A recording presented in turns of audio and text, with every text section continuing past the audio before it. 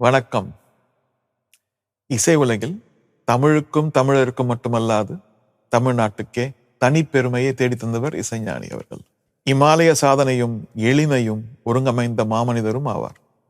சாஸ்திரிய சங்கீதம், மேற்கத்திய செவ்வியல் இசை, மக்கள் இசை இவற்றிற்கிடையே நிலவிய வேறுபாடுகளை தனது இசையின் வழியே ஒன்றாக்கிய இசை மேதை ஆவார்.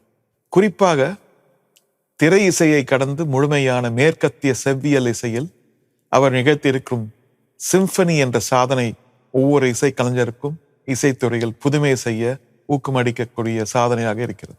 அவரை பார்த்து வளர்ந்த கலைஞன் என்பதில் எப்போதும் எனக்கு மட்டற்ற மகிழ்ச்சி உண்டு. இந்த கொண்டாட்டத்தில் பங்கெடுத்துக் கொள்வதில் உங்களைப் போலவே நானும் பெருவகை கொள்கிறேன். இசைஞானி இளையராஜா அவர்கள் பொன் விழா ஆண்டை தமிழ்நாட்டு அரசே ஒருங்கமைத்து கொண்டாடுவதை இளையராஜா அவர்களுக்கு மட்டுமான விழாவாக அல்லாமல் ஒட்டுமொத்த இசை கலைஞர்களுக்கான அங்கீகாரமாக பார்க்கிறேன். எல்லா புகழும் இறைவனுக்கு.